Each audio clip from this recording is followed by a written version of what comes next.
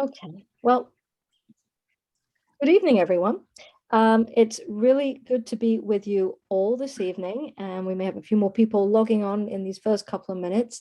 Tonight, we are in part 3 of our 4-part series of the course that was created by members of the Women's Rabbinic Network. For those who have been following this journey, you'll know that with each week of the course, I showcase a different piece of Women's Rabbinic Network swag. So I'm doing 2 tonight. I am wearing the fleece from one of our conventions in New Jersey, probably about 8 years ago, and I have the WRN t-shirt. So that's it. That's my WRN swag for tonight. I didn't get that message. I would have brought mine along. Oh, I'm sorry, Debbie. Yeah, I didn't share.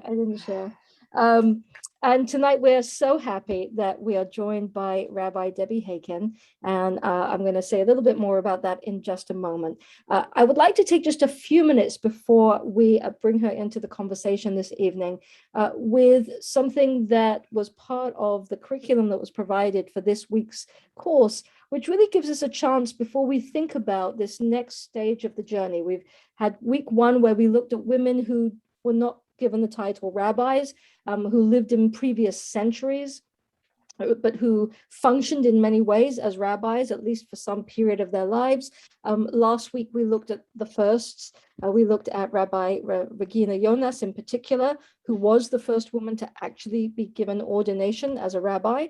It was through an individual private smicha, but she did function as a rabbi and was recognized as such for a small number of years in Germany in the 1930s until she was murdered at Auschwitz.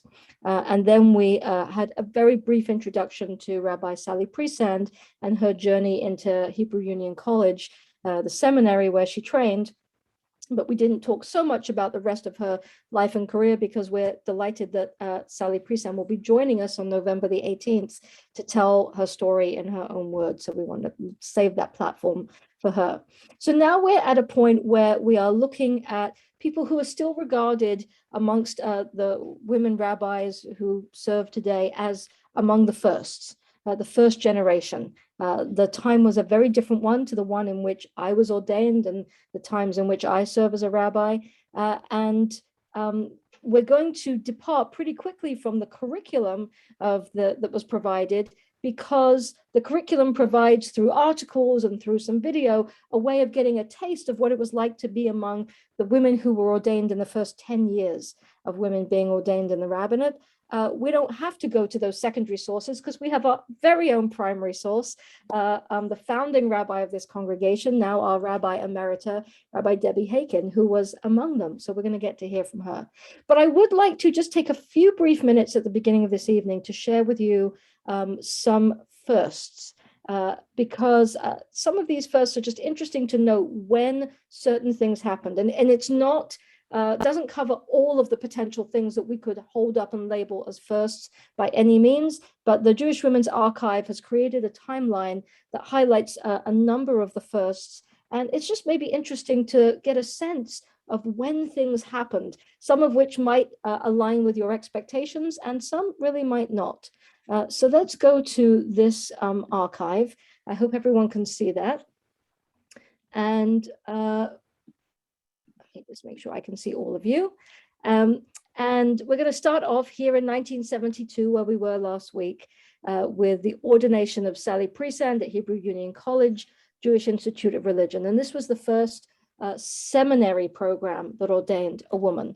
At the same time, there was an organization, Ezrat Nashim, within the conservative movement that was lobbying and asking for women to have access to the rabbinate, but that didn't go very far initially. The Reconstructionist movement, that's always been very forward-thinking and progressive, was not far behind. We have Sandy Sasso, who was ordained in 1974.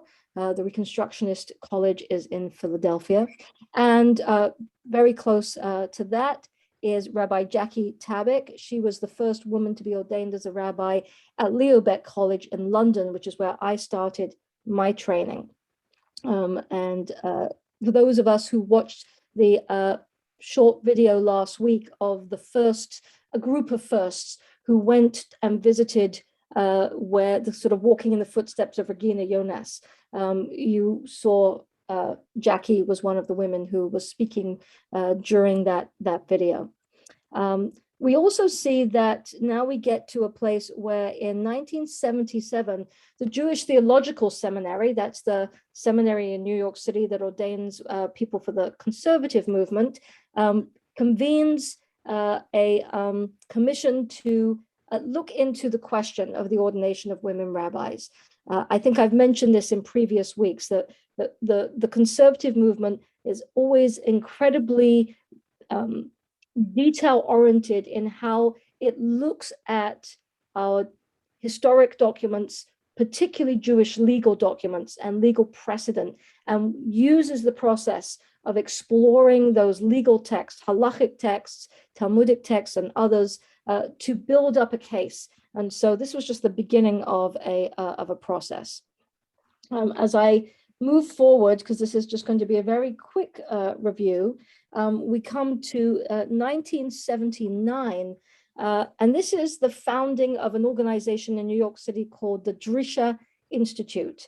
It's the first center for women's advanced study of Jewish text. So thinking about Jewish women who in some communities, particularly more traditional communities, would not have had access to the kind of study you would get in a yeshiva, would not have had access to, for example, Talmud study, unless they had perhaps a father, a parent, who might have trained them, which we saw in some of the earlier stories of women who did have access to traditional rabbinic learning. That often it was a father who was training them. But Drisha came along and started to do this training. This is important because a lot of people, particularly in the sort of more modern Orthodox world, before they had access to a program that would ordain them as rabbis, Drisha was the one place they could go. And it was so significant that in the years that I was in rabbinic school, I was part of a multi-denominational program with an organization called Klal, which does a lot of wonderful work of sort of innovation and thinking about Jewish life. And when they wanted to bring people together from all different denominations to study together and to learn together, when it came to Orthodox women, they would permit women from the Drisha Institute to be in our program. Everybody else was in a rabbinic program to be ordained, but because the women yet could not be ordained, they accepted the women from Drisha to be part of our program when they were bringing rabbinic students together. So that's really remarkable, and that was founded back in 1979. Okay, here we are, 1983. So several years of that commission with its studies and its determinations. And finally, they vote in favor to ordain women in the conservative movement. And the first woman who was also featured in the video we watched last week, Amy Elberg, was ordained in 1985 at the Jewish Theological Seminary. Another woman who I mentioned last week when I was talking about the experience of people who were put on probation throughout the entire 5 years of their study, rather than just the first year at Leo Beck College. This is Ellie Tickforcera. This was out of my, where I started my training at Leo Beck College. She was the first of two openly gay rabbis. Her and Rabbi Sheila Shulman of blessed memory were both ordained and had the same experience going through Leo Beck College. That was in 1989. And that's the first openly gay, as I said, not the first who was gay or lesbian. Rabbi Lionel Blue, some of you may recognize that name. He was a beloved and wonderful rabbi. He was on the radio. He was beloved not just by the Jewish community, but by everyone in the UK with his wonderful storytelling. And he was gay, but didn't come out until later in life. We get another couple of firsts here that are worthy of mentioning. 1990, the first woman to become ordained Leo Beck College to serve in France, Pauline Bebb. So, America clearly has the largest progressive community. It makes absolute sense that women would have been ordained in America first. Then the UK, in terms of other countries, has the second largest progressive community, still pretty tiny compared to the United States. And then if you're looking into Europe, the next largest Jewish community is France. And actually the totality of the French Jewish community is larger than the British community. It's very interesting that the British community had a larger non-Orthodox progressive community than the rest of Europe. And some of that is to do with the experience of being survivors of the Holocaust. My experience of working with the Jewish communities of Europe is that there's this hold where one feels that one is having to live out the legacy of the people who didn't survive. And so change and progressive ideas and creative or sort of forward movement within how we observe Judaism moves a lot more slowly in mainland Europe. And so Pauline became the first in 1990. Nama Kelman becomes the first woman to be ordained in Israel at the Jerusalem campus of Hebrew Union College in 1992. That's the first time we have a woman who's ordained in Israel. Okay, moving forward a little bit more. There's other women here, but I'm going to go this way. Another from Israel that's actually, I'm going to just pop down here for a second, because we talk about when women first were ordained in the Orthodox movement, not through a seminary program, but through private ordination by Rabbi Shlomo Carlebach in Jerusalem. The first woman to be ordained as a rabbi within the modern Orthodox world that we know of is Mimi Fagelson in 1994. Okay, where was I about to go to next? Here. Miri Gold. This was a very important, so she's ordained in, actually that's not she's ordained in 1999. I'm highlighting her because of something that comes up a little later when we move to the 2000s. This, in fact, is another keynote moment in the Orthodox world. Again, not a seminary ordination, a private ordination. 2006, Chaviva Ner David is ordained also. That's through sort of a modern Orthodox lens. Going back to Europe, 2007, the first woman to be ordained as a rabbi in Poland. A really significant moment of for progressive Judaism in Poland, given what I told you about the history. Tanya was also featured in that video that we watched last week.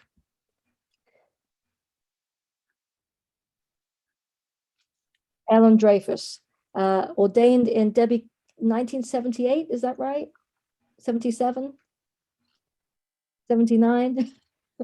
One of those. I think her ordination date was probably back in the here. She was ordained in the late 1970s. In 2009, she becomes it says here the second female president. That means I skipped over. Who was the first? Debbie, who did I miss? You know what? I don't notice anymore who's who. Janet Martyr. Janet Martyr, thank you, was the first. She must have been there. Maybe I missed her on the timeline. She's not. But Janet Martyr was the first. Yeah, she was the first. Okay, so but that was only, I think, a few years before. So still in the 2000s, I think. And then this is a significant moment.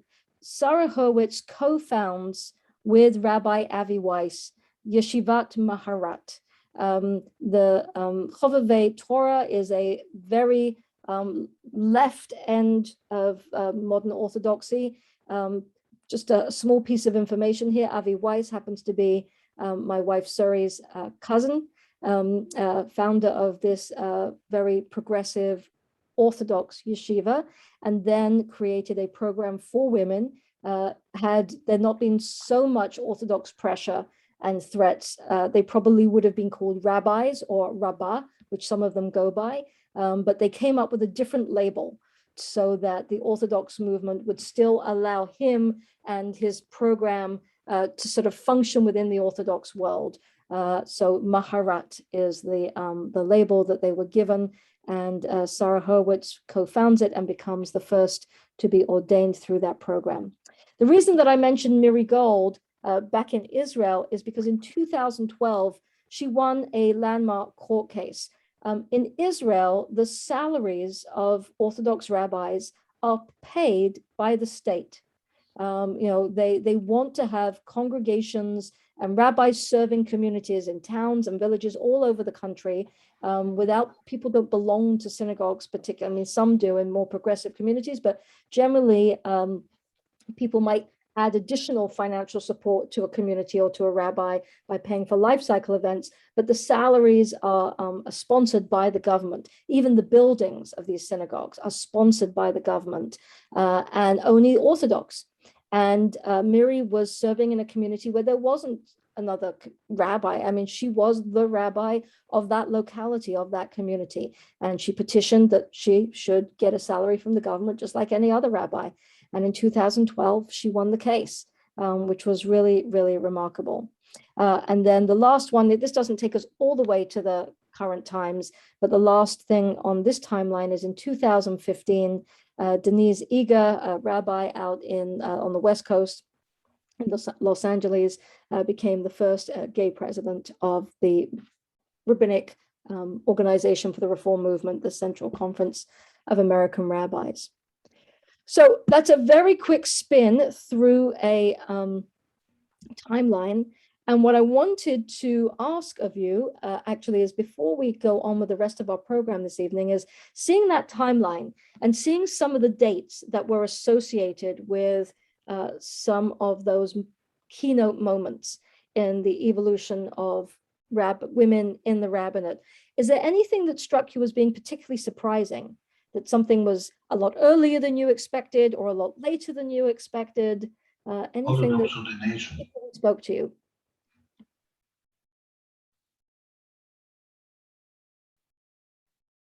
You can see it. I'm looking for a hand. Yes, thank you, Elaine. I'm kind of amazed that, and I don't remember her name, the rabbi from Israel, the woman. It took until 2012 for her to win a case. And it's discrimination. And I would have hoped that would have happened a little bit earlier. Maybe I'm dreaming, but that was my inclination, my first thought. Yeah, well, I know Iris is going to have a thing or two to say about the progressive movement in Israel, so I'm going to let her respond rather than me. Go ahead. Two things. I was actually surprised that there are Orthodox women rabbis in Israel. That shocked me more than what Elaine said, because of knowing the situation in Israel. The fact that, so the way, and this is about the rabbinate paying for, the government pays for religious services, all religious services, not just rabbis, but they have to be on the traditional, quote unquote, way of people. Like they would pay for, they pay for qadis as well, and for priests, but all of those are the traditional type. So rabbis is also. So the first thing is to be accepting of non-Orthodox rabbis. And if you look at the government of Israel, the way it stands, there is very high Orthodox representation. In fact, right now is the first Knesset, the first government that includes a rabbi who is non-Orthodox. And well, he happens to be a rabbi, but a non-Orthodox person on the cabinet. So if you take that into consideration, the fact that she won it all is amazing. I married in an Orthodox ceremony because there was no way to have a ceremony that is not Orthodox and binding in Israel when I got married. And I don't think there is one today either. I think if you want to get married by non-Orthodox rabbi, you go to Cyprus, have a civil wedding. It's a half an hour flight. You fly there, have the marriage, get the marriage certificate, fly back, and get married by a Reformed rabbi. That's how to do it in Israel right now. So Sorry. Sorry, I was going to say one of the things that when we had our last Women's Rabbinic Network convention, and we had a morning dedicated to learning about the experience of our female colleagues in other parts of the world, one of the things that came out of those conversations was that there's no other place outside of the United States and the Reform movement that has an organization specifically for women rabbis to get together. And one of the reasons is that as such a small minority as progressive rabbis, whether you're talking about in Israel or in Europe and other countries, what bonds them together is more, what they have in common with their male colleagues, working together to forward the presence and the profile of progressive Judaism as an option for the community. And so, having something separate that deals with the experiences of women as a subgroup within that just it hasn't really, come up as being something that there's bandwidth to do in addition to that number one area of focus. And I think Israel is indicative of that. Suri, go ahead. Oh, well, two things. One is a question: who put together this chart? Is the WRN or what? No, the Jewish Women's Archive. Okay, so I'm just curious why the renewal movement is not included in this, because I think there's a whole lot of significant people who came out of that. You're And right. two is, I'm wondering where Lynn Gottlieb is why she is not in this chart anywhere, because it was my understanding that she was in the first cohort, same as Amy Eilberg from JTS. So I don't understand why she's not on that chart. Yeah, it's an interesting one. She's not clearly. I think Amy was the first. Amy was ordained Yeah, first. so they may have been a year apart or something. But you're right. I mean, there's definitely a hole there in terms of the women, because the renewal movement has. I don't know what the first year is that they ordained a woman, but it's early. It's very early. They were on the leading edge as well, and so yes, that kind of recognition is not shown in this particular map. So it's incomplete. But it really was just to give a taste of when some of those first happened.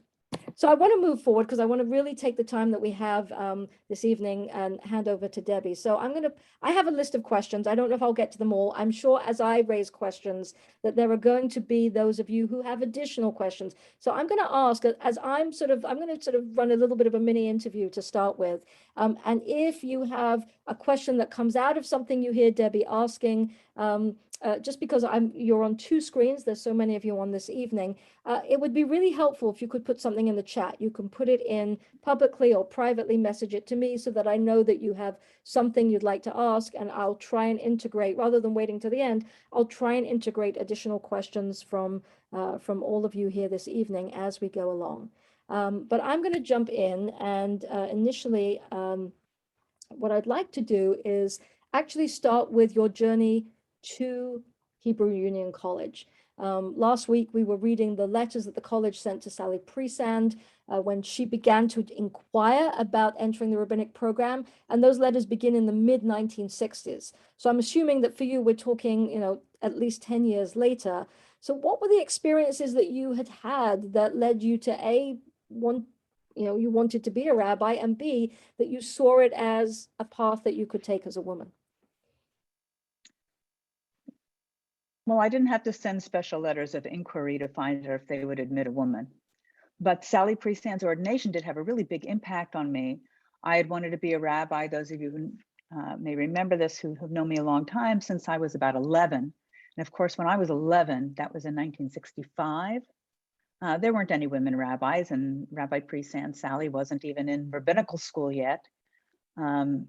But there were lots of women doing new things then. Mine had a sort of a spiritual component to it. But I grew up in a rabbinic family. My father was a rabbi. I had a great-grandfather who was a rabbi. I was in synagogue every Shabbos, and many, many sons of rabbis in the Reform movement would go into the rabbinate. It's not that it's a family business, but it doesn't seem unattainable. It doesn't seem as much like somebody up on a pedestal when you see the everyday workings of somebody who's from your own family. So I think I had that experience. On top of which, I had what many women in my generation had in the Reform movement, which was the NIFTY movement, the youth movement, had already transformed itself to be on paper an egalitarian movement. So there might be social things that were different in the way women were treated and opportunities for them. When it came time for the youth group to write a creative service, officers of the regions within, it's, for those of you know, USY or BBYO, the same kind of thing. By the time I went through that in the mid to late 60s and early 70s, that was already established. So I had peers who were already in a, I wouldn't say feminist, but in women are allowed to do the same things as men kind of mindset. So I didn't have those obstacles to overcome. Most of what I had to overcome was the great majority of Reform Jews out there had never seen a woman rabbi. The social stuff of going into an all-male profession was very daunting.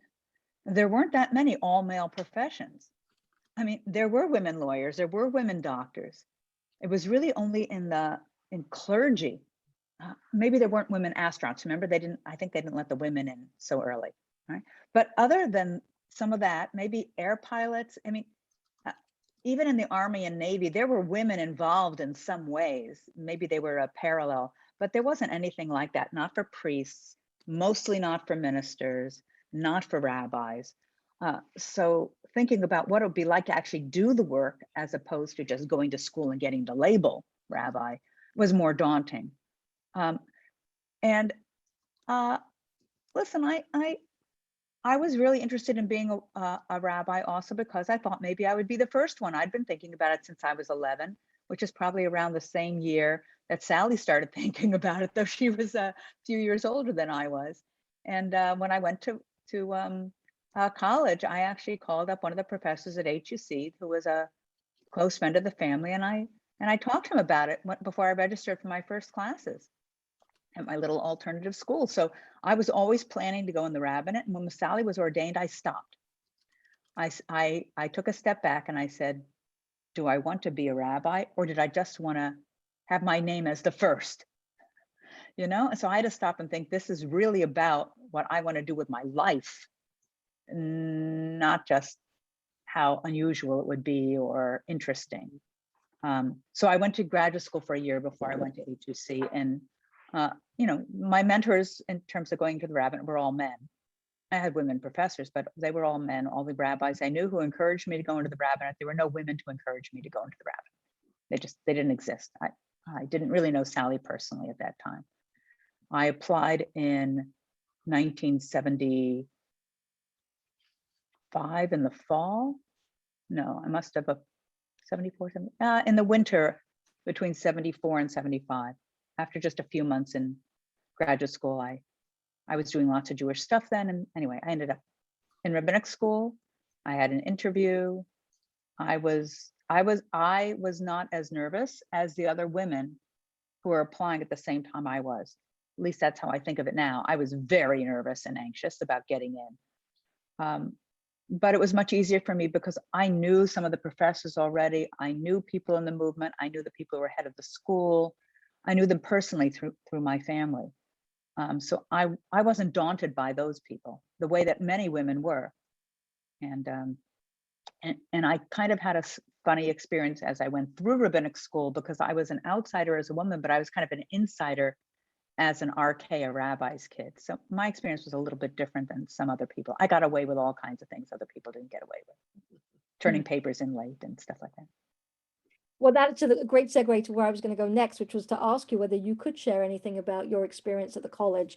And I guess we're particularly interested, whether or not any of those experiences do you think were colored either for you or for those who were with you at the time by gender? I was not, I had gone to a very egalitarian college that didn't have any, old notions about, what women or men should do differently. So when I was naive. When I got to rabbinic school, I didn't expect there to be any differences either. I never thought much about how it must be for the professors who were teaching women in their classes for the first time. I heard stories back in Cincinnati, not New York where I went, but back in Cincinnati, about women who were not treated very well by certain male professors who really looked down on women being in rabbinic school. But there were some older, old-fashioned men but they were old-fashioned toward the generation of men that were in my class as well. So I didn't feel a lot of that. I certainly didn't feel it from my classmates.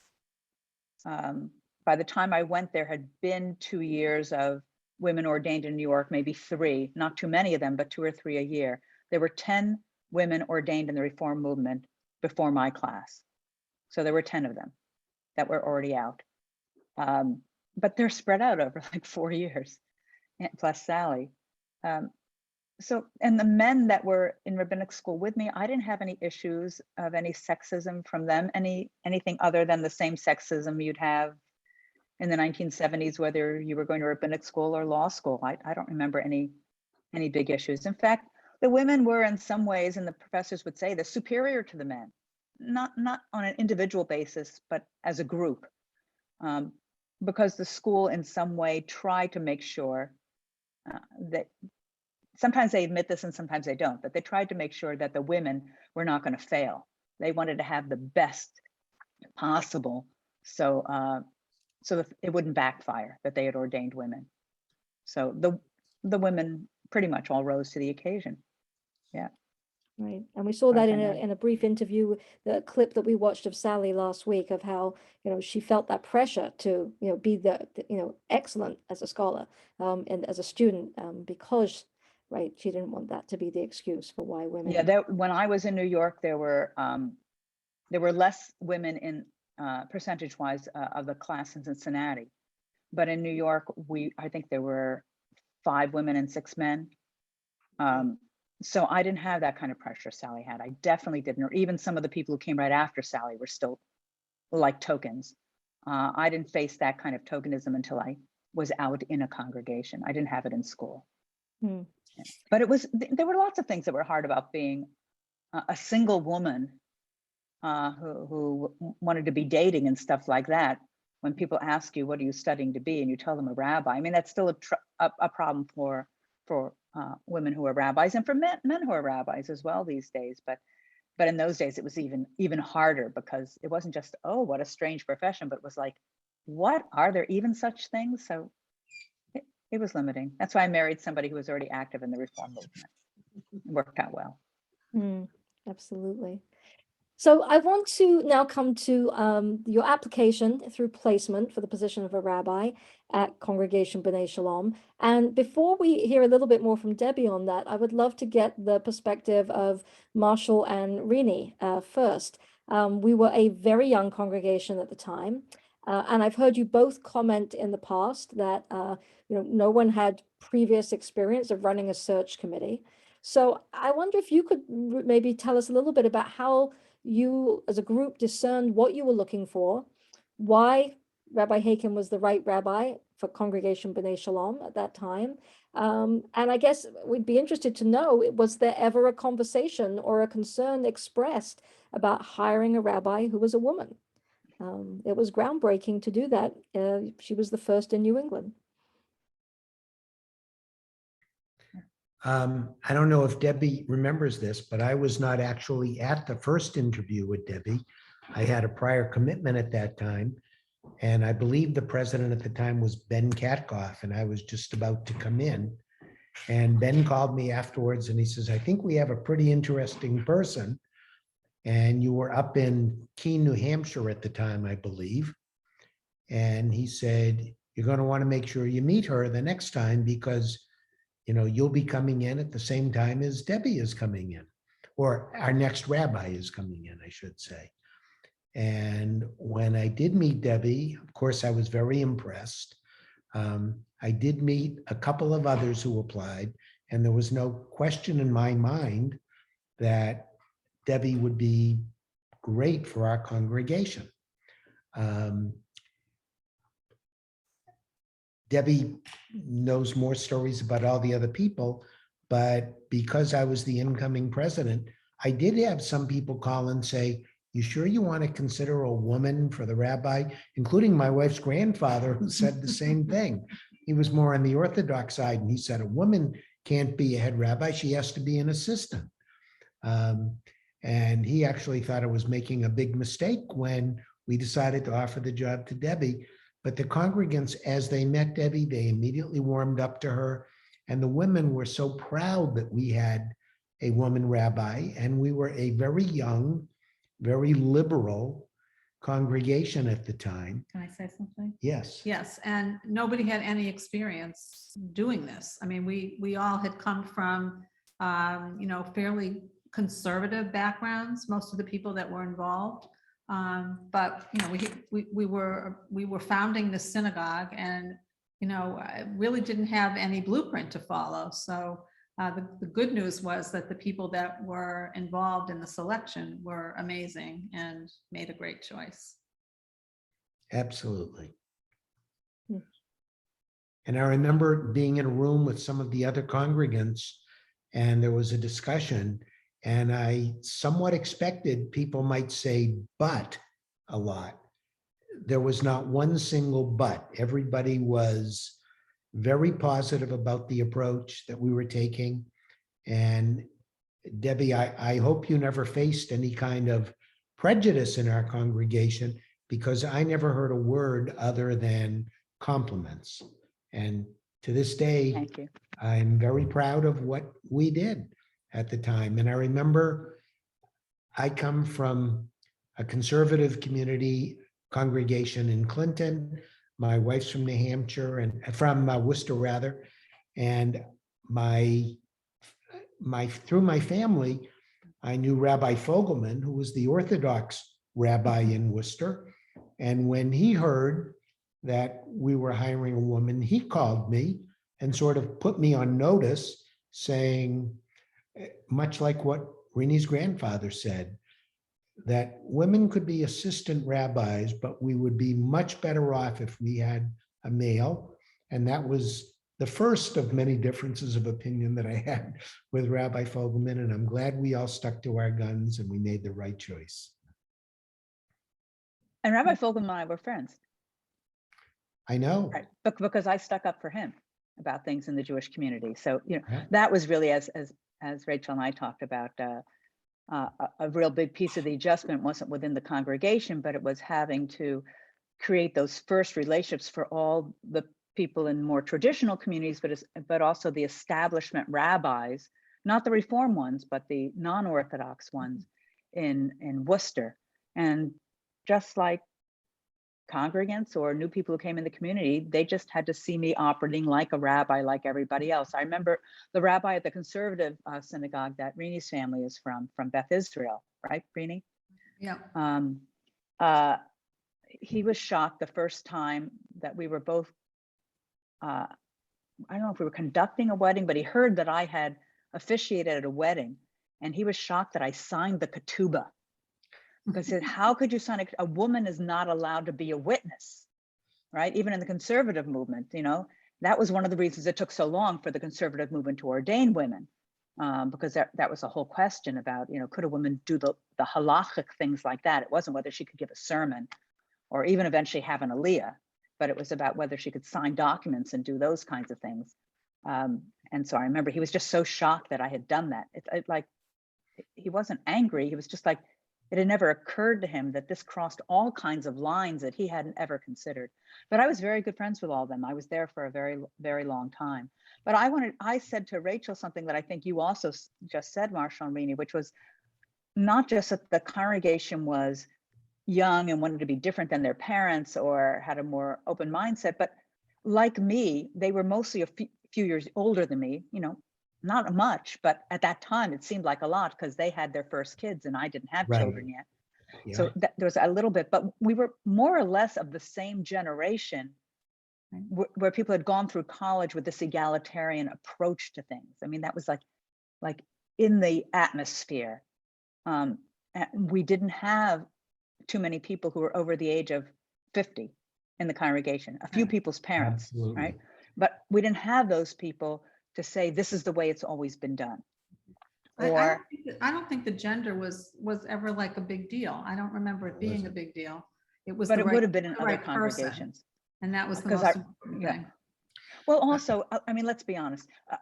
Marshall and Miri, I love you very much, and I know you guys love me, but it's not like there were 1,000 applicants. This was a part-time congregation. Exactly. I think if it had been full-time, I would not have been hired because the rabbi who had been the associate in had been working part-time, had been loaned out to them from Temple Manual, and he was wonderful, but he couldn't support his family if he took a part-time job. And I think if it had been full-time, I think Rabbi Sofian would have been the first full-time rabbi there, and that would have been appropriate because he was wonderful, had a great. So I remember that. And the other rabbi was part-time and already had another full-time job. And I think the other thing was that they saw.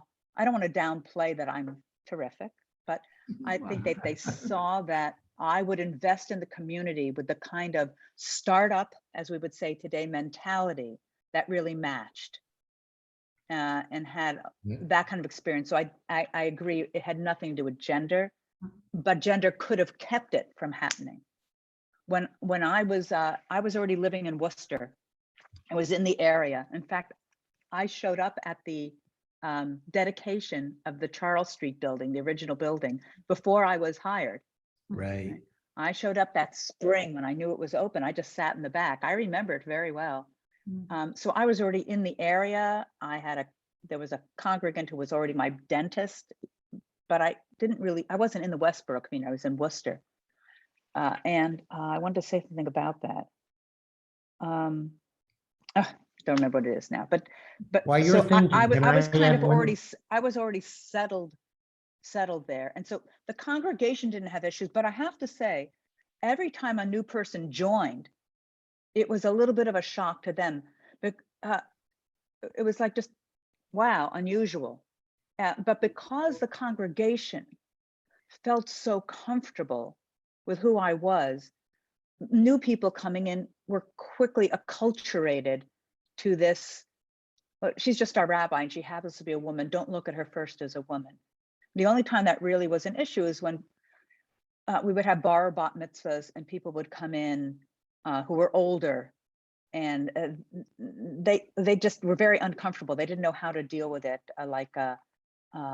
going through the oneg line, oh, it's the first time I've ever kissed a woman rabbi, kind of thing. But I didn't take it as sexist. I took it as discomfort. They didn't know what to do.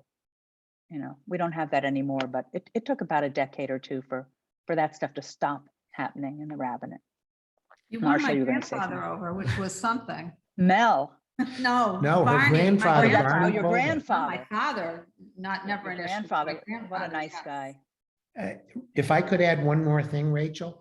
Please. At the time that we were looking for a rabbi, part of it was to have a religious presence, because as Debbie pointed out, many of us were just starting families, and we wanted our children to grow up in a place where they understood that there were other Jewish people around. So the way our congregation started had more to do socially with people meeting other Jewish people than it did the real religion. We used to meet at the old Fountainhead Apartments one time a month, and the assistant rabbi, as Debbie pointed out, from Temple Emmanuel would come out and lead a service, and the service was always short and the socialization was always long. And so we felt very important that we did not want to lose what brought people together in the Westboro area from the surrounding towns, that being the socialization, by hiring somebody that they could not relate to of the same age bracket, and that they could feel it's not all about the religion, it's about feeling Jewish. It's the culture as much as the religion. And Debbie merged the two. And I think now our congregation is big enough that we have a great mix of people who really care about it for the culture, and some really care about it for the religion. But Debbie had a balancing act that she had to perform when she started to be able to do both. And if we had one concern, it was, would any rabbi be able to be that balancing act? And we just felt that Debbie, with her warmth, was the one to lead us. And I think it worked out very well for both sides. Marcia, the reason it worked out well is because I've never heard this whole thing from you before, and I had no idea that that was going on. I think that for those coming from a conservative background, especially, they didn't know me. what was a typical Reform congregation, which had a lot of other things besides theological language. And so I just operated as a regular Reform rabbi, and it happened to be, I think, what was really needed. I think it was less about cultural, but that kind of merging. It's an interesting point. But it was a really wonderful experience. I was very lucky because I had the courage, and having grown up in a rabbinic family, the ability to go straight into a solo congregation. I might not have been the smartest thing to do, but I did it, and it all worked out really well. But almost every single male or female, man or woman rabbi went first into an assistantship position, Right. with a male who was going to mentor them. And so other women had all kinds of other issues in their congregations, their relationship between, a father image, somebody older than them, or people afraid of, letting them do things, or being treated in a juvenile way. And I didn't have that because I stood as a solo rabbi. So there were some experiences I didn't have. I know what I was going to say about Worcester. And this is actually interesting, Rachel, even though I know you have other things to ask. So Temple Emmanuel, the Reform congregation that's now still exists, but it's merged with Sinai, right, years ago? Correct. But they were both very, very strong synagogues at that time in the late 70s, early 80s, into the early 80s. I came in 1980 to Westboro. But at that time, the assistantship position was going to be opening at Temple Emmanuel that same year. Rabbi Sofian was leaving, and they were going to hire someone. And I have to say, Rachel and I talked a little about this, that Rabbi Davids was just wonderful. He knew that I was in my last year of rabbinic school and needed to stay in Worcester. And he invited me to participate in all kinds of things at Temple Emmanuel during my last year of rabbinic school when I was commuting back and forth to New York, because he knew that if I applied there, and he would have hired me as the assistant, that he would have had to overcome lots of sexist stuff, even though it was a Reform synagogue. And he wanted people to get used to seeing me, get used to having me identified as a woman who's also a rabbinical student. And I want to give him a lot of credit. He wanted to lay that groundwork. And in the end, I think he was disappointed after laying the groundwork that I didn't even apply there. I really wanted to do something different. And I was hoping that I would end up in Westboro. So that was a good relationship. And I ended up being mentored both by all the male Reform rabbis, that's all there were, in New England, who were terrific. And I also was mentored by the clergy in Westboro and Northborough itself. That was my other peer group, and I learned a lot from them. They were very accepting of women clergy. Yeah. So a lot of positive experiences, very sort of different flavor to some of the stories that we've been learning in some of the earlier history prior to this. But I will come though to, I mean, you talked about the sort of the, very generously that, people who just had never met a woman, there was for several decades you would have, I've never met a woman rabbi before. I mean, I haven't heard it for a bunch of years now, but certainly this first sort of 10 years of my rabbinate, I still had people say, I've never met a woman rabbi before, to which I would silently say inside to myself, I guess you haven't gotten around very much, because there were several hundred of us around by that time across the multiple movements.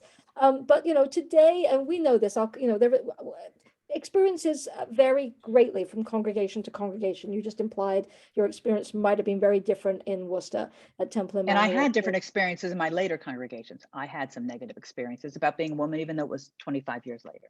Yeah. Right. So, today, the language that we would hear, some of our colleagues talk about is, they might use the phrase microaggression to express when someone says or does something that either has explicit or implicit intention of making you be less than in their eyes or in the eyes of others, to sort of diminish your status as, the rabbi in that moment. Or we might describe, a male colleague or somebody we're working with who interacts with us in a less than desirable way as mansplaining, right? These are phrases that are sort of more contemporary. But there's an assumption that you would have had to have dealt with that much more in earlier years than later years. That you just made a comment that actually flips that. It sometimes is based on the context and the culture of a specific community. So I just wonder if there's anything you want to sort of say about that sort of in terms of your own experiences in the rabbinate. I guess my approach as a human being is to think of that people are very much formed by their social context they're in. I never took these comments people made about, oh, you look cute in that dress or whatever. I don't know if I looked cute, or oh, your hair looks really nice, or whatever it might be. Especially like if I went to, if there was a morning bar mitzvah and then I was like dressed like everybody else at night for the nighttime party, people say, oh, I've never seen a rabbi before, and well, it wasn't high heels, because you guys know I never wear high heels, but in a short dress. I remember once, Rini, I don't know if you remember, there was something at the synagogue. I don't know whose bat mitzvah it was, but Joanne Pollock, maybe you, Lynn, me, bunch of us got up and we were doing like a whole thing, a dance thing in front of everybody. And like, the congregation let me be that way without a problem.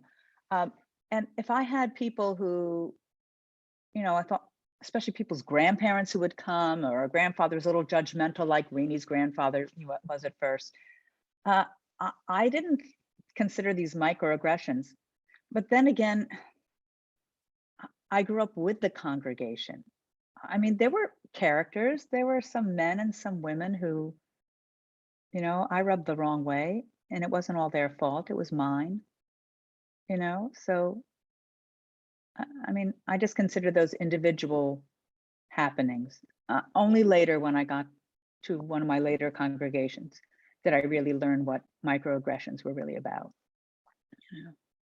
When people would cut you off or just look the other way or pretend you weren't sitting there, but I didn't have that. We had kind of a family atmosphere for most of the years around the board and committee meetings. So it was hard there were new people who came in sometimes who didn't get our culture, and they would try to throw around their weight with the other lay leaders, not just with me. And we just sort of like didn't let them do that.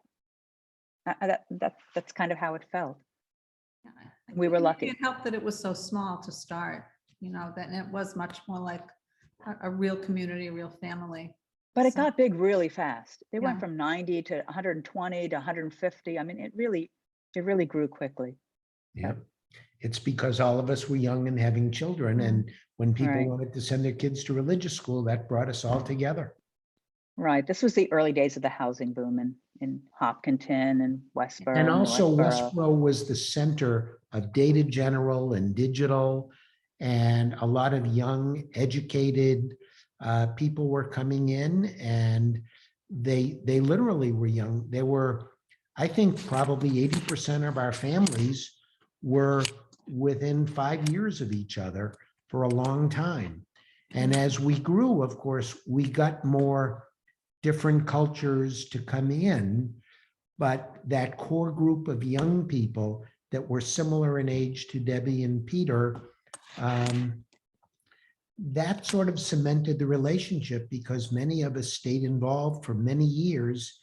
And if somebody would come in and try to change things, we would say, explain why, or why do you feel that's important, and what do you want to lose about what we have? Well, the one thing I want to say is that, every rabbi helps with their congregants, if they're having a good relationship, create a certain sociological, I mean, I talked about this a lot when I was there, what the feel of our congregation was and what its values were. That always makes it a challenge for the next person who comes in, not just as a different personality or a different gender, but also into a different culture. And I think our culture was kind of unique, and that's why I think it took a while for the congregation to get to the to the right place, and it wasn't all rosy when I was there either. There were things that happened and lots of stuff, but I don't think that there were sexist things that went on. Right. But there were in other places I went. I wasn't free from that stuff. I see Barbara Gavendo has her hand raised. You want to come in with a follow-up question there, Barbara? Yeah. So two things that I want to say that when we joined a little bit later, and one thing that I was very impressed by at the time, they didn't want to have a sisterhood and a brotherhood because it seemed like they wanted to have all the committees for everyone, which lasted for a really long time. And another thing, at one point when I was on the board, somebody was trying to make a big change. Somebody, I can't remember whether this person was on the board or off the board, but thought that they could make a change kind of through me. And, the board wasn't having it. And this person was really trying to, make a big change, and ended up leaving because people weren't going to sort of be cowed by that and make a big change for things that we really appreciated. So that was kind of interesting. And by the way, my dad, who had never seen a woman rabbi, and when he first came and then saw not only was our rabbi a woman, but she played the guitar. And in subsequent years, she played the guitar when she was pregnant. My father just adored Debbie. And it was, a change for him, and he just loved her so much. So, we were all in love. It's interesting you say that about the being pregnant thing. What I want to say about this, I think that there were some of us in the early years, not about the pregnancy, but because of our age, those of us who were first career women rabbis, because later there were many second career women rabbis who were older. The people in the core of the congregation were not that different in age, but when their parents came in or grandparents, just like they looked at their own children as, oh, isn't that interesting what they're doing? They're coming along, aren't they cute? Or fascinating what they're doing, this next generation. I was also the beneficiary, like I think some of my other women colleagues in my couple of years, of a positive paternalistic attitude. All right, so we think of paternalism in a negative way, but there was a little bit of this like, well, I can't really prejudice against her being this because my own daughters, they're going through this stuff in their lives with the men that they have to work with.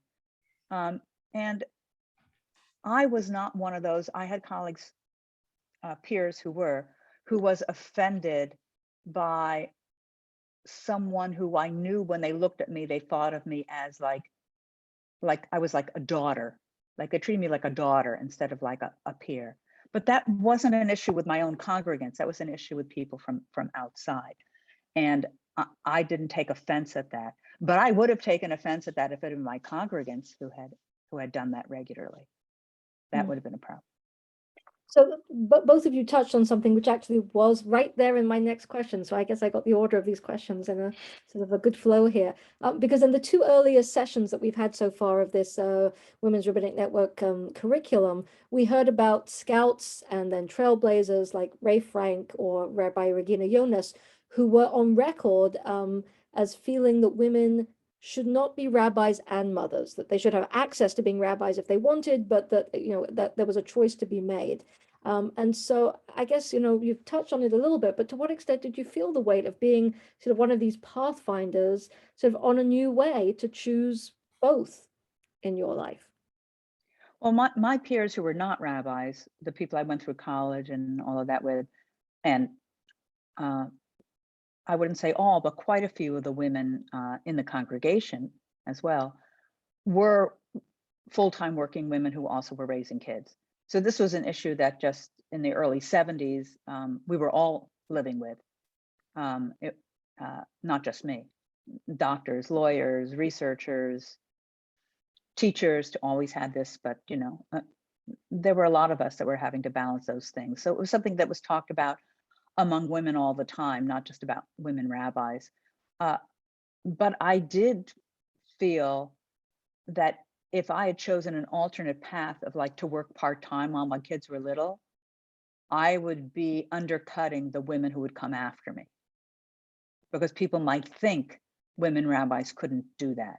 It might be less visible if you were a lawyer who went and worked part-time, right? It wasn't like a whole community was going to be chattering in the background about, oh, women shouldn't be lawyers anymore, but a rabbi is a very public figure.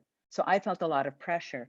And one of the women from just a couple of years before me, she actually did work part-time for a few years.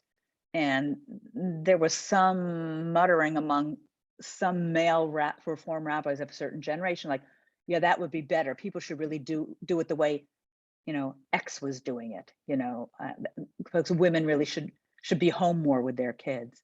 But I had plenty of peer support from the community, so I didn't really go through that. But yes, I didn't feel I didn't want to do that, and I couldn't financially afford to do it. I didn't have a choice. I didn't have, you know, like money in the bank that I could just, you know, all right, I'll do this till a man supports me. You know, that wasn't possible. So I didn't have a choice about working full time. But I also, I loved it. I don't know how much my kids loved it. They knew Thursdays was my day off, and if they announced at school there was going to be a field trip on a Thursday, their hands would shoot up. My mommy will come. Oh, Yeah. yeah.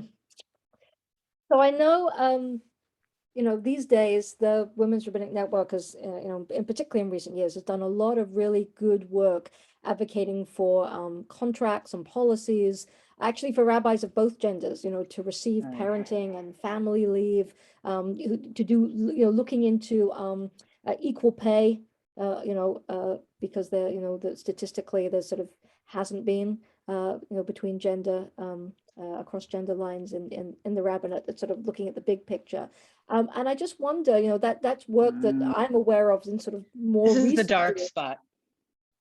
Yeah, Right, so I guess, you know, Marshall, cover your ears. yeah, so this is, you know, a question. I mean, you did. I was the in most the early days, you had underpaid. to advocate for yourself, and I'm sorry, but I was the most underpaid solo rabbi in the entire country. And I do think that it might have been unconscious or subconscious or whatever, that there was a feeling among people who had to make decisions about my salary that, well, they have two incomes, so we don't really have to pay as much attention to the salary surveys, because a lot of those must be men who are the only support of their family. I was underpaid. I had to work really hard with the congregation with those charts. And these are national charts, you know, showing stuff, you know, how big a congregation was. It was based on size. So yes, we know regional differences and all of that, but my goal, I said, could you just get me up to the 25th percentile? At least, you know, and that was years after I was there. And then there were also issues, it all worked out eventually, you know, but eventually took 20 years, right? And I did have some wonderful things happen in the congregation. Is Natalie still on? Yeah, so, you know, but Natalie, you know, because you were the main person who was working with this time, and, you know, about salary surveys and what it meant and this and that. And I wanted an ongoing, like a sort of a 10-year contract after a certain number of years. So there were a lot of stuff in there where I do believe that my being a woman, no matter, even if the people thought they were being rational above all, I really think it was a handicap. And yes, I think that was a bit of an issue.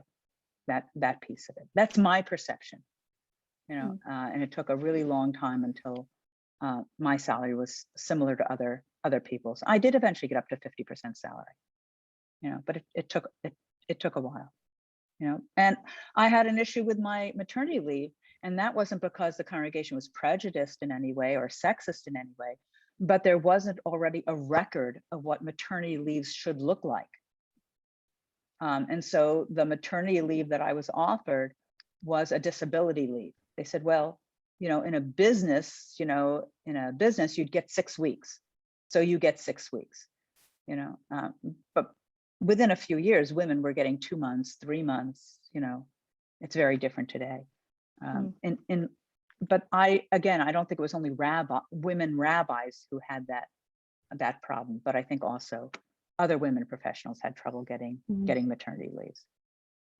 Natalie, go ahead. I know you've got something to add because you were. Sure. No, I remember those discussions. So I came in not that many years later, but it really was a very different place to when the congregation was founded.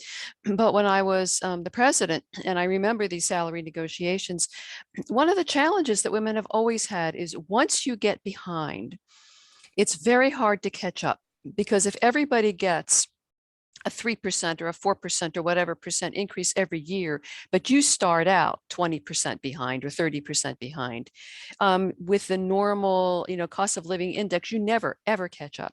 And over a career, you lose like hundreds of thousands of dollars. And that's still an issue with pay equity with women in professions today. But I remember those charts, the pay equity charts, and it was a challenge. It was a challenge getting it through the board, and it was challenging to make the case. And I know we tried to do our best with it, but it was hard. It got better. It got better. Yeah, it's just hard to get back to parity once you start behind. That's the real tragedy. I work with the WRN on the first salary surveys, right? We had to wait till there were enough women out there to do a salary survey, right? Where we would compare the women to the men. So the guy who did the big salary survey, I went to New York, and we sat down at I don't remember, the computer or paper thing, and he blacked out all the names. So we didn't have the names, but we knew the ordination years and how much people got paid when they first got out of school. If you went to an assistantship, you got paid a certain amount. And then when you went and left that and went on to another congregation, you get a bump up into your solo. So anybody who started off in a solo, especially a small one, it was hard to get a bump unless you left. And after my first 5 years, I actually did apply to one other place that I was interested in, but I didn't end up going through the whole interview process. But I would have gotten that bump up then. But exactly what Natalie says, it's really hard once you're behind. If you stay in the same place, you won't get that raise. And so that was what the congregation really had to deal with. Like, right, think of me as a new rabbi. And, we would talk a lot about, well, what's my replacement value? What would it cost if you had to replace me? But on the other hand, from a layperson's point of view, but we're not replacing you. You're already here, and we're giving you a raise. So it was difficult. But by the time we got to toward the 20th year, everything had worked itself out. Yeah, well, it's certainly, I know it's something that, I think the Women's Rabbinic Network has done a lot of work on over the years to raise awareness of it and to give people also the tools when they're entering into those negotiations and conversations. I'm all about transparency. I will say that since I arrived at Congregation B'nai Shalom, we set as our guide, as our goal, to try and stay in keeping with whatever the median was for our size congregation in the most recent report of the salary survey, every round that has been the intention and the goal of the.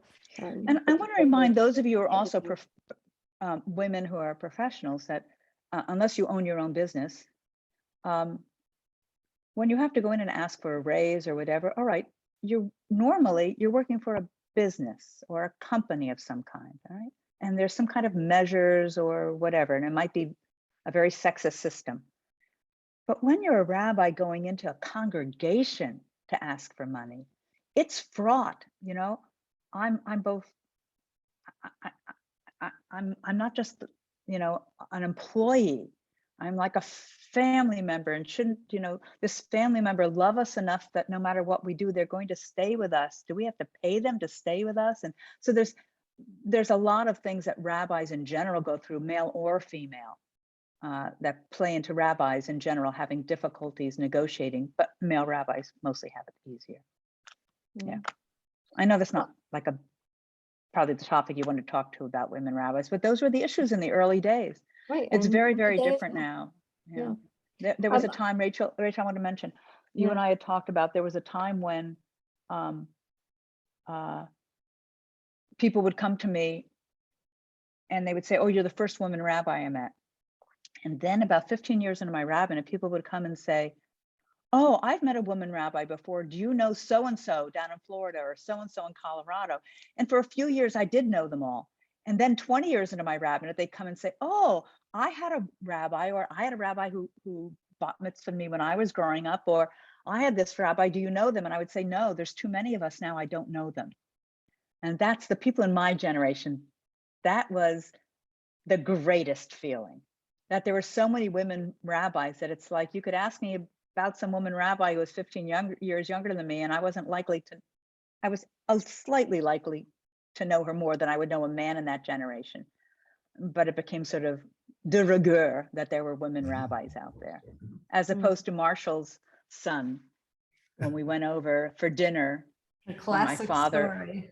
Yeah, you've all heard this story probably. But when I was being installed and my father came in to do the installation service, and Marshall and Rini had us over for dinner, and Eric was 4 years old, I think, something like that, 4 or 5. And he knew that I was the rabbi. He knew me, Eric. Because you would come And for dinner a lot. I had been before there once before, but I was services, coming as with much my as father, and you had to explain to Eric that my father was a rabbi. And of course, you all know the end of this. Yeah. Yeah, I mean, you can figure out the end. And he said, I didn't know, how could boys be Man rabbis? can be a rabbi? A man can be a rabbi, yeah. So There's only a few of us had that experience in those really early years. Yeah. Mm. So I have one more for you, and then I would love to sort of open, happy to hear more voices from those who are with us this evening. I'm sure there are questions and things that they've heard that they want to ask more about. But the last I have for you is, often the question that is asked of women rabbis is, what do you call their spouse? Now, in my case, both Suri and I are intentionally tongue-in-cheek when we refer to ourselves as each other's rabbi and rebbitzin. But how did you and Peter navigate some of the assumptions made about the spouse of a rabbi? Well, the normal response in those early days, the typical one for all of us women who were married was, what do you call the husband of a rabbi? Lucky. So that was the normal thing. And then people would ask, oh, what do you call the husband of a rabbi? And I would say, Peter. I mean, that was kind of the thing. But Peter had an interesting rebbitzin.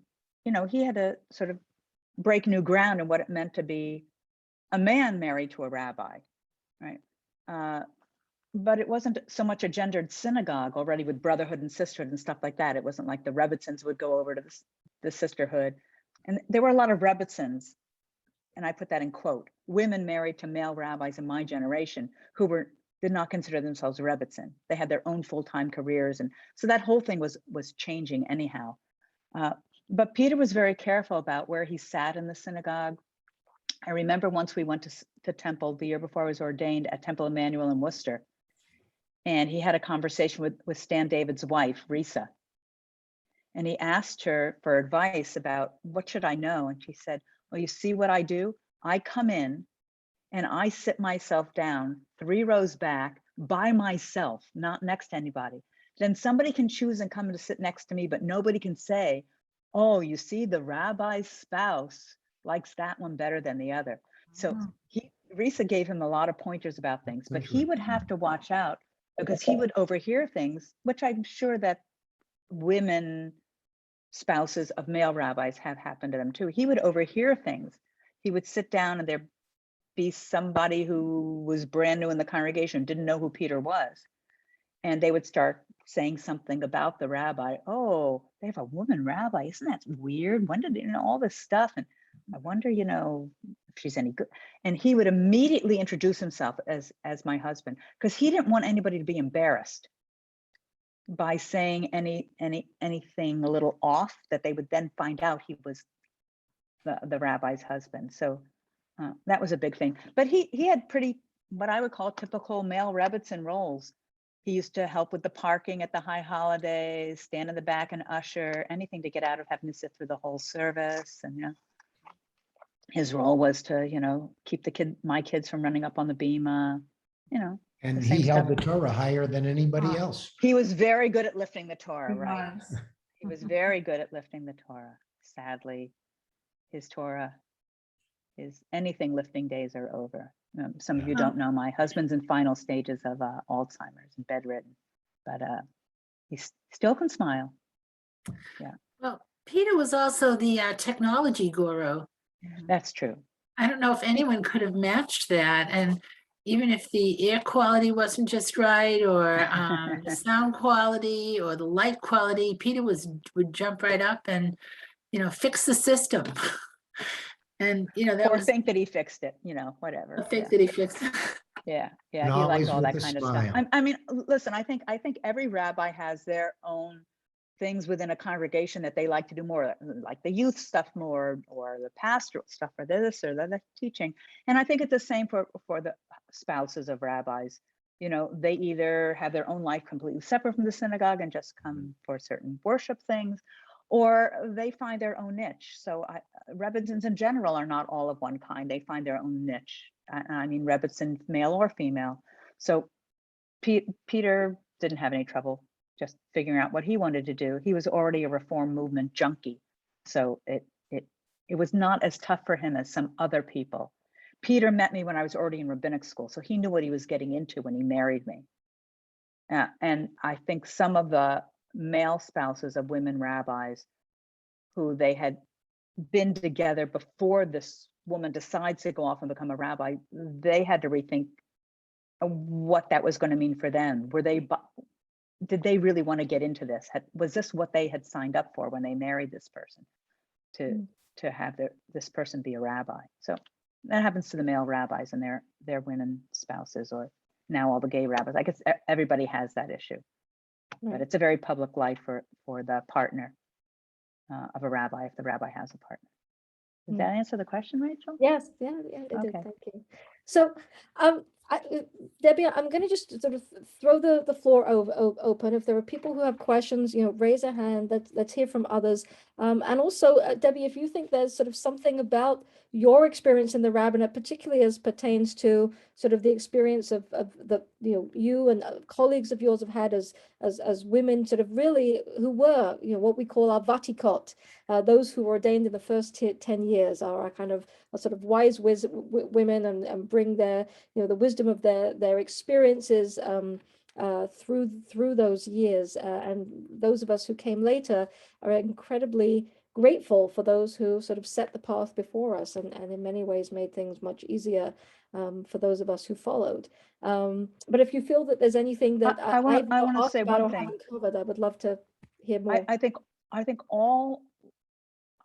I believe that every woman who became a rabbi who went to a congregation or a community that had not had women rabbis before had to in some ways go through the same questions that we had to face, like meeting, how to work with funeral directors who get a call and they find out, that some of the family doesn't want to have a woman rabbi, for unaffiliated people when you serve in a community, and from your own congregants too. What to wear on the Bema, things about nail polish or lipstick, or how short are your skirts, or how deeply cut something is. I think that those are still issues for some women today. And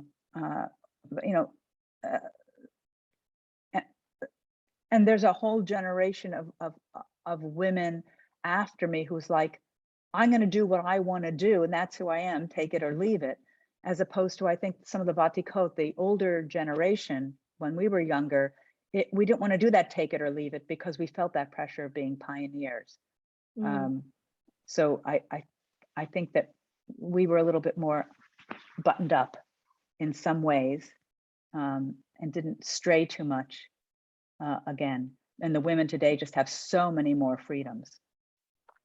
Right. Most I can places. the one that it's the one that for me is absolutely symbolic of that is that I don't think I would have been able to make it in this career if I had been required to wear a skirt to work every day.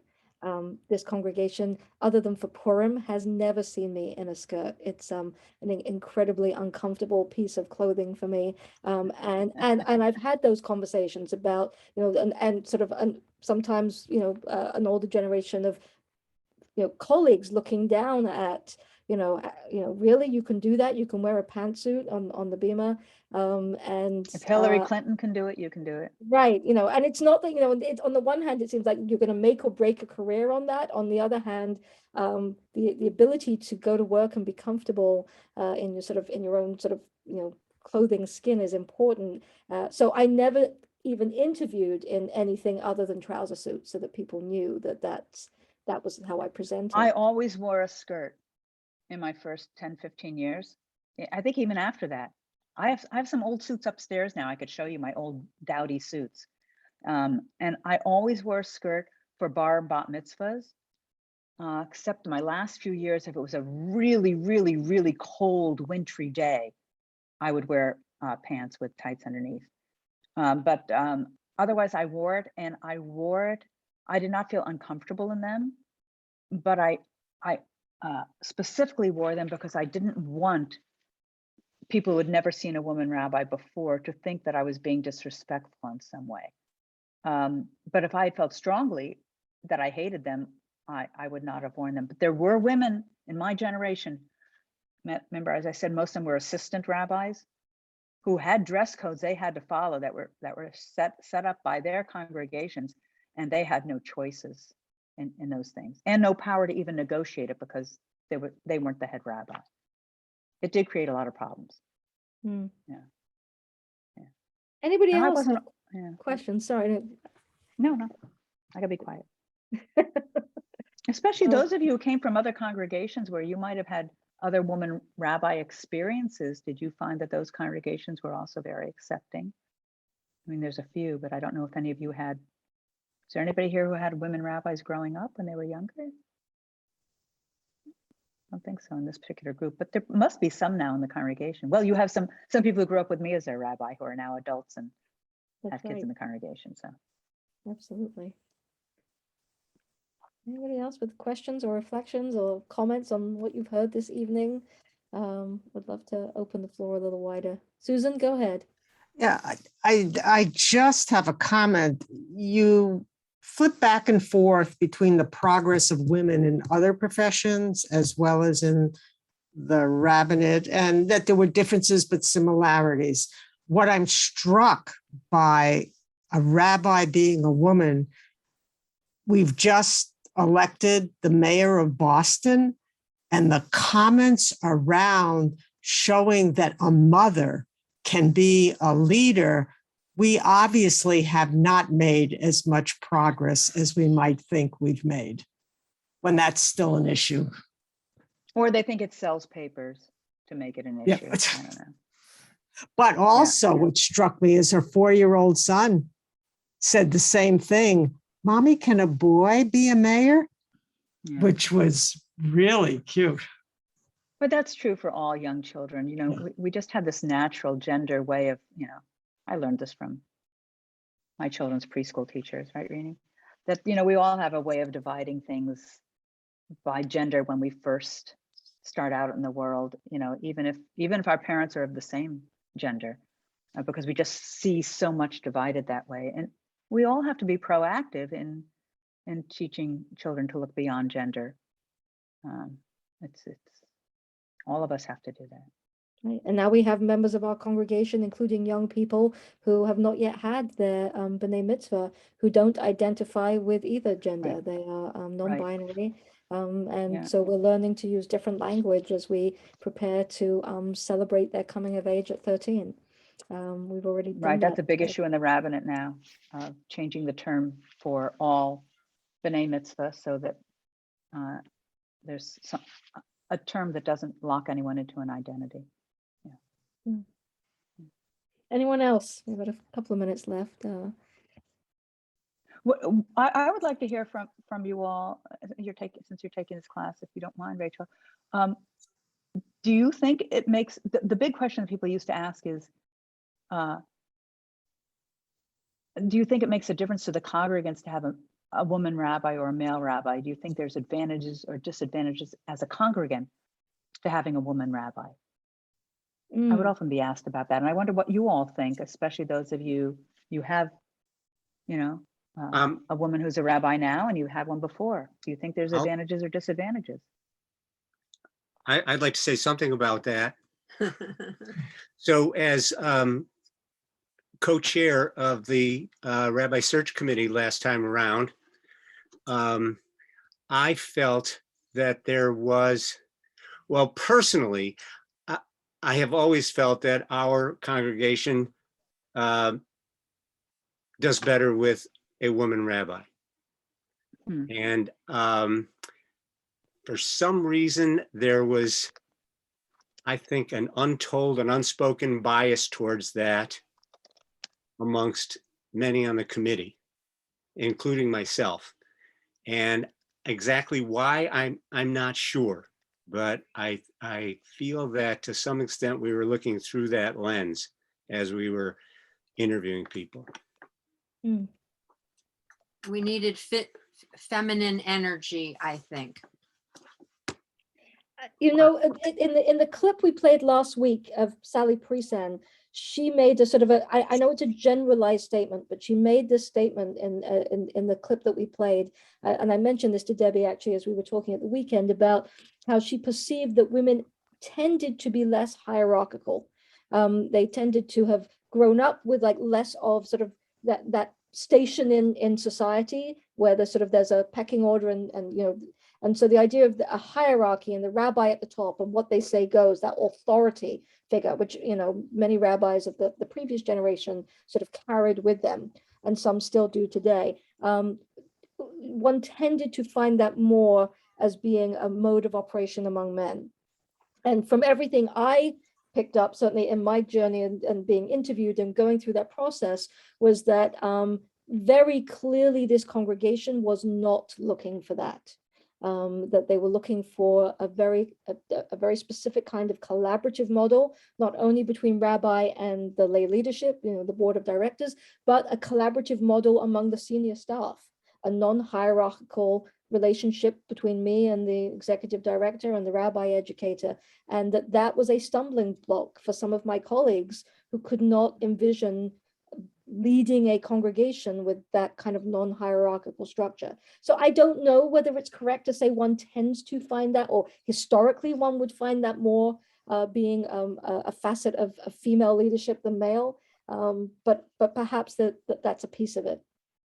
I want to say something about that though, and I know other people have their hands up, and that is that the men in my generation were struggling with the same issue about hierarchy, and they were also trying to create collaborative synagogues. And I think that just as women were socialized to be nicer and not speak up in certain ways or be hierarchical, men were naturally being socialized to be hierarchical and competitive. So they had a lot of hard work to do. But I also do think it was a social generational thing with the other men in my generation. I think that's one of the reasons things work well at B'nai Shalom is that most of the men were also on the board, were also very non-hierarchical as much as they could be. It was still an ideal. So I'm not so sure that gender, I think the way we're socialized in our gender helps us to have strengths or things we don't have the same obstacles maybe put on us. But I think that things are much more the same between genders and the way we what our leadership styles are. Iris. In a generation. Do you want me to raise my hand? Iris, just unmute yourself. We don't hear you yet. I think gender is irrelevant, and I think there are guys who can work with a hierarchical whatever structure, and as well as there are women who are being the boss is very important to them. I think it's more personality. I want to get to a position where there is enough women in the rabbinate, and I think in the reformed movement we have moved there, that it really, being a man or woman should not matter. What matters is the fit to the congregation, and if you have, if you look at the gender or color or sexual orientation and all that, we should be blind to that at this point. I think what the problem is not about having women rabbis, is about having rabbis of color. I think that's where it's our next frontier, going to Star Trek. But we should the real achievement of women rabbi is that gender should not matter. That's where we win. You think we got there, Debbie? I think just as there is something true about white privilege, even within institutions that are blind to race, I think there's something about sexism and discrimination against women, even when there is a reform rabbinate where men and women are generally treated the same. It's still the case if you see 3 women together on the Bema. I agree with Iris that we should be there, but when people see 3 women on the Bema, they say, "Oh, how come there isn't also a man here?" I still think it's that way, and I think that's just it's a social thing that still exists, and no matter how much we want to say, it should all be the same now. We shouldn't look at gender anymore. In individual circumstances, there are people who are affected by other people who look at them as gendered, and it does affect things, and so. I think we have to be careful when we want to be blind to something. To be blind to something can also mean we become blind to our own unconscious, or not maybe our own, but our group or our institution's own unconscious biases. So, and that's a big conversation within the WRN. How long do you need a WRN? And actually, there's a lot of talk among my generation of women right now about what is the purpose of the WRN, because it had a very different purpose when there were 10 of us or 50 of us or even 100 of us out of 1,000 rabbis. But when there's 400 or 500 or 600 women. But I have to tell you, from the conversations among women rabbis, there are things that are different. Maybe not different for everybody individually, but there are overarching things that some women have in common, which standing up for each other helps us with. And until we no longer have any gender bias, I don't think we can pronounce it that we've become blind. But I think that's where we have to head. Absolutely. I hope it'll happen. I think that's a beautiful place to end. It's a kind of a good sort of closing statement to this moment. We have one more session together as part of this series. And then the week after that, on November 18th, we'll be inviting Sally Presand onto the screen to share her own stories. I want to thank Rabbi Hachen so much for coming and giving us your time and sharing so much of this history with us. It's always a joy and a pleasure to spend time with you. I also want to thank Rini and Marshall for coming on this evening and being able to share some of those perspectives from the perspective of being among the lay leadership at the time when Debbie was brought into our congregation. And to all of you who have been here tonight to be part of this, and we'll be following up with an email, as I have with the previous sessions, with a link to the video and a couple of other YouTube links and resources that the WRN had provided for this week's session that we didn't use, but I'll put them in the email so that you can look at them and read them in your own time. And hope to see many of you again next Thursday for the last of this mini series. Thank you very much, everyone. So nice seeing all of you. Thanks. Great to see you.